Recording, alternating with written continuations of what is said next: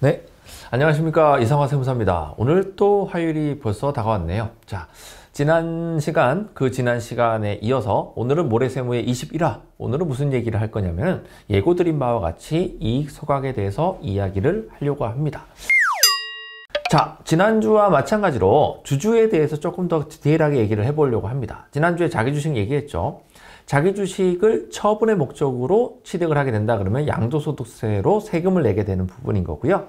자기 주식을 소각의 목적으로 취득한다 그러면은 배당소득으로 가세된다. 이 얘기가 이제 뭐냐면은 배당이랑 똑같다는 얘기예요. 그러니까 뭐 회사에 자기 주식화를 시켜가지고 소각을 한다. 소각은 여러분이 알다시피 태우는 거예요. 태운다.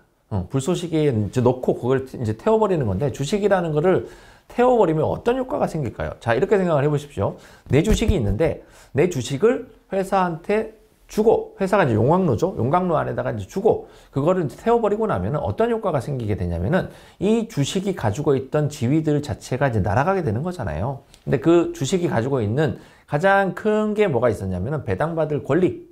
그 배당받은 권리는 시가로 존재를 합니다. 그 시가가 뭐냐면은 이 잉여금에 존재하는 그 가치만큼이 이 주식이 가지고 있는 이 대가라는 부분입니다. 그래서 회사라는 용광로에다가 이 주식을 내가 집어넣고 그거에 대한 대가로 자, 내 투자금을 회수하겠습니다 라고 하는 거를 소각의 목적으로 준다라고 해가지고 이거를 이익 소각이라고 불리게 되었습니다. 자, 근데 회사한테 준다라는 자체가 자기 주식이라는 거예요. 그래서 전 시간에 얘기한 것처럼 자기 주식의 절차를 엄격하게 지키는 것 플러스 알파인 부분이 발생한다. 그래서 오늘 이 시간에는 그 부분에 대해서 얘기를 해보려고 하겠습니다. 이렇게 쉽게 설명하기 쉽지 않은데, 자랑을 하지 않으면은, 뭔가가 이제 문제가 있는 것 같은, 그래서 좀 이해를 좀 해주시기 바라겠습니다.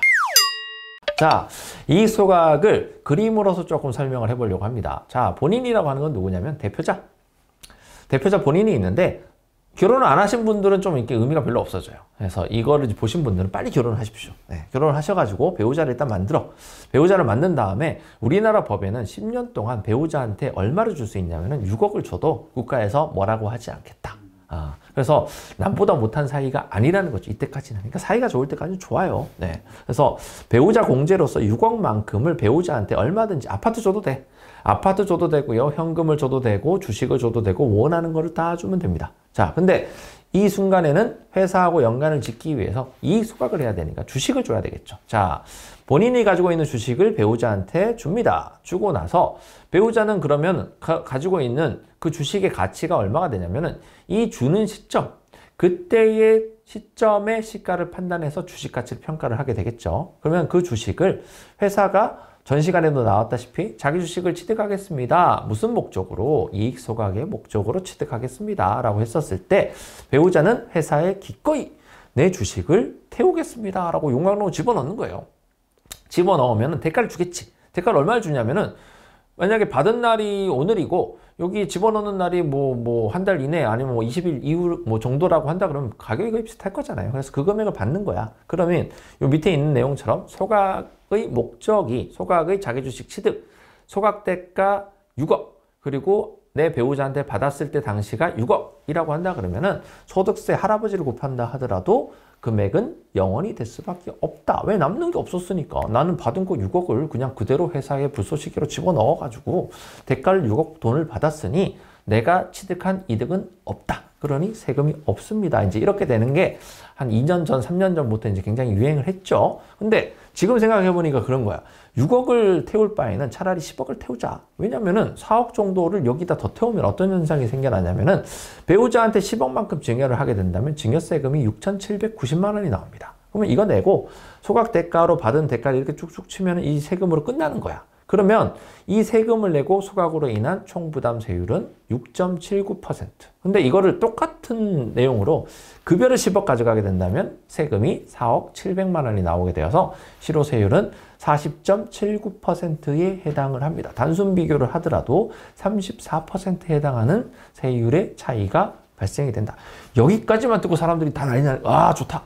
근데 세상은 만만치 않다라는 부분이 오늘의 얘기로 시작을 해보려 합니다.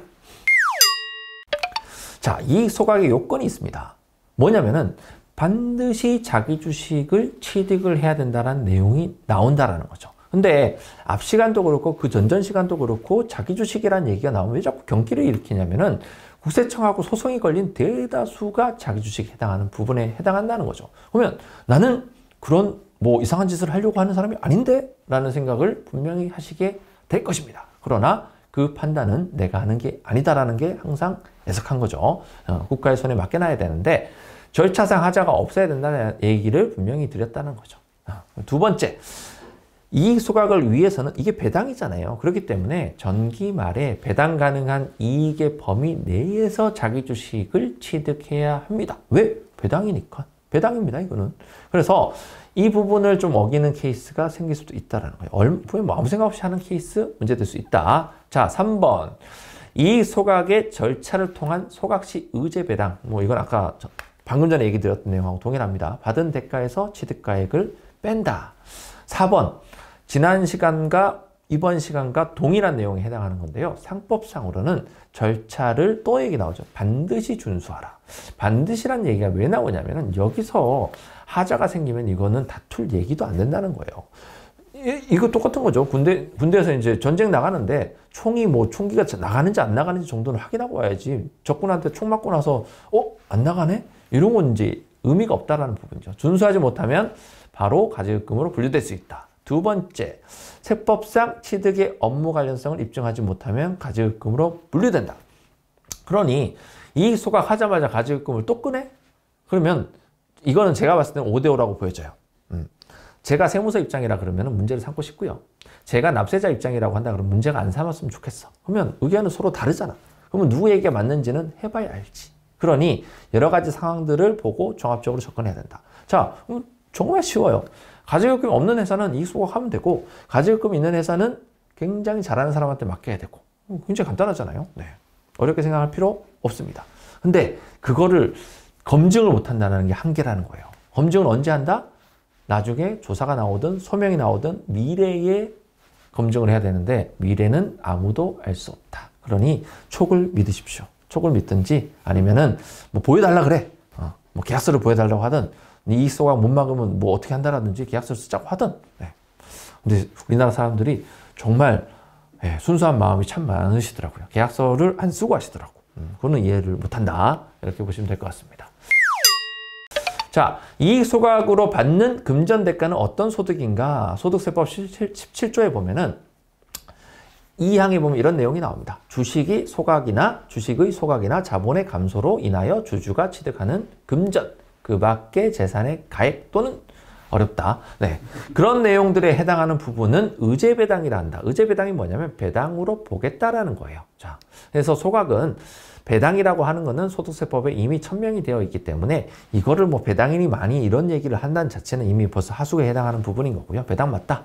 자, 그러면 이 배당에 대해서 어떻게 과세가 되는지에 대해서는 금융소득 종합과세 방식을 취한다. 이것도 당연한 얘기고요. 근데 절차법이 상법의 433조에 들어오는 건데 이사회 결의에 의하여 회사가 보유하는 자기 주식을 소각하는 경우에는 자본 감소 규정을 따르지 않고 소각할 수 있다. 제가 얘기했죠. 한글을 읽어도 이해가 안 될 때는 제가 마음이 참 아픕니다. 자, 쉽게 설명해서 자본 감소라는 거는 자본금을 얘기하는 거예요.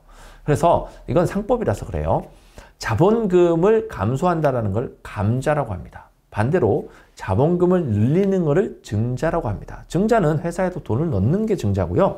감자는 반대겠죠. 회사의 돈을 빼가는 거. 근데 자본금을 빼가면 감자. 근데 소각도 마찬가지예요. 회사의 돈을 빼가는 거예요. 빼가는데 자본금 말고 자본금 밑에의 이익잉여금이라는 애를 빼갑니다. 그래서 이익 소각이라고 불리는데 이게 그래서 굉장히 뜨거운 감자예요, 사실은. 네. 근데 느낌은 비슷해요.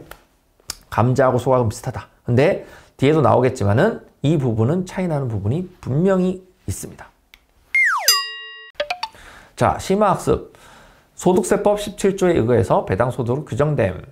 2번, 배당소득으로 과세되기 위해서는 소득세율은 금융소득 종합과세 방식을 취한다. 그래서 이 세율 자체가 몇 %가 될지는 아까 양도소득세로 분류되는 자기주식은 20% 단일 세율이고요. 여기는 그거보다 낮은 세율로 과세될 수도 있다. 아까 전에 배우자한테 넘기는 방식.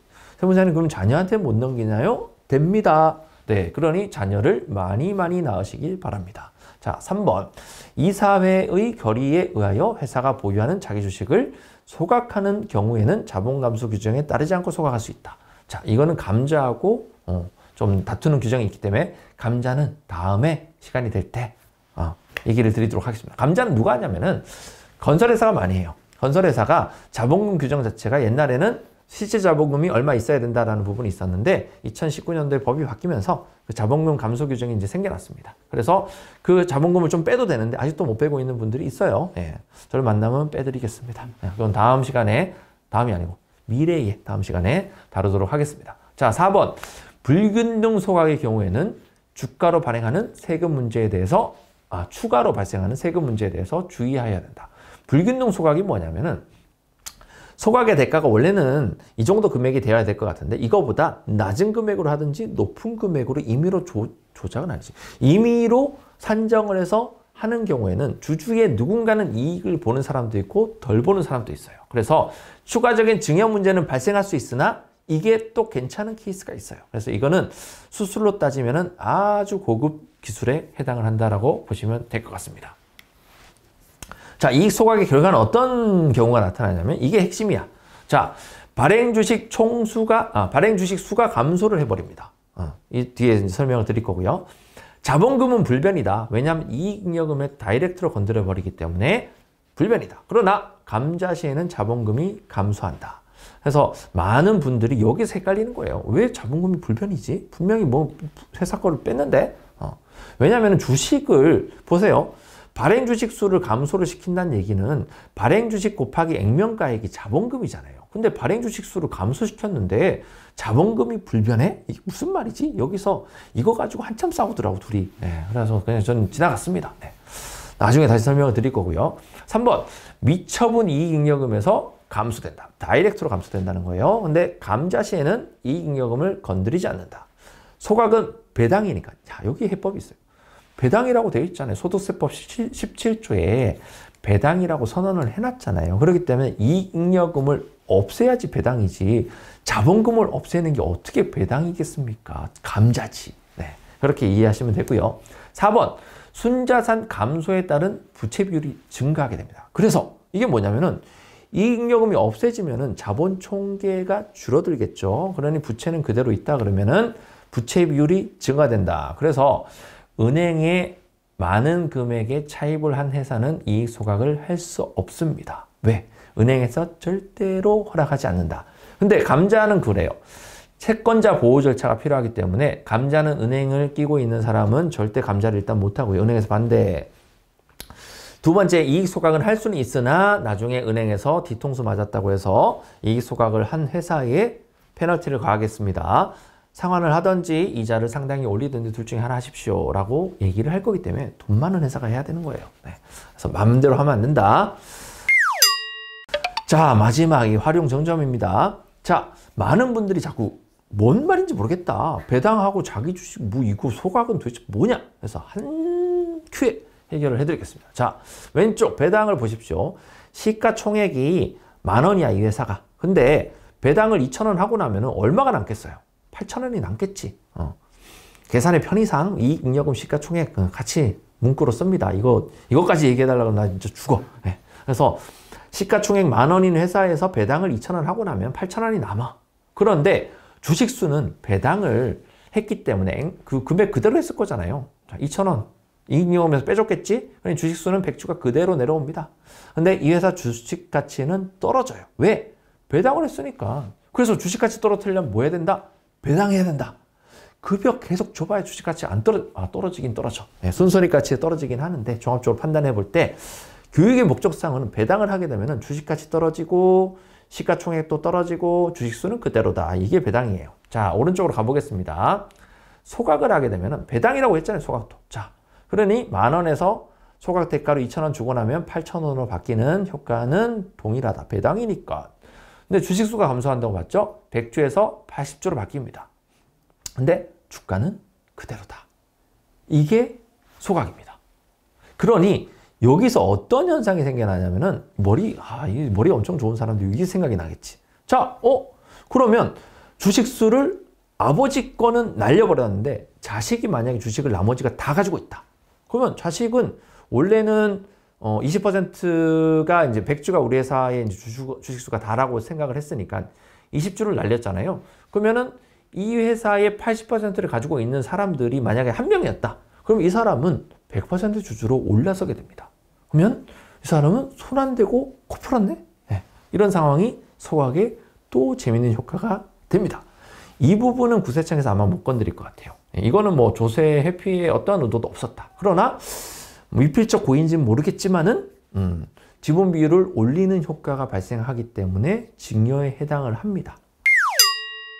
불균등 소각의 경우에는 추가로 발생하는 세금 문제에 대해서 주의해야 된다. 그래서 이 소각의 대가도 조금 조절을 하면서 강제로 증여를 발생시키는 케이스와 아닌 케이스도 다뤄볼 수가 있어요. 이걸 현저한 차이라고 법에서는 얘기하는데 3억 기준입니다. 아니면 이제 30% 룰을 가지고 이제 진행을 하게 되는 부분인데 이거 자체가 굉장히 어렵습니다. 네. 그거는 여기서 다루면 머리가 폭발할 거기 때문에 할 수가 없습니다. 네.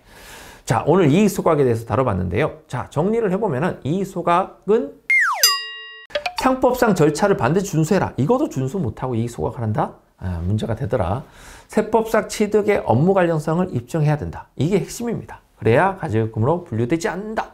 그리고 전 시간에 얘기했죠. 자기 주식과 관련해 가지고는 엄청나게 계속적으로 분쟁이 생기기 시작을 하고 있습니다. 그러니 이거를 잘 살펴가지고 정리를 하시면 좋겠습니다. 3시간에 걸쳐서 얘기를 했는데요. 임원 급여에 대해서, 그리고 주주 배당에 대해서, 그리고 자기 주식의 처분, 양도를 방법으로 선택하는 방법, 그리고 4번째 이익 소각인 배당의 방법을 통해서 자기 주식을 취득하는 방법들 가지고 한 4가지 테마를 가지고 얘기를 했습니다. 오늘 또 핫한 주제를 가지고 나왔는데요. 이제 다음 시간엔 도대체 뭘 해야 사람들이 놀랄까 이런 생각을 가지고 있습니다. 그러나 뭔가는 또 있을 것이다 생각을 하고요. 다음 이 시간까지 여러분들 건강하게 잘 계시길 바라겠습니다. 이상화 세무사였습니다. 감사합니다.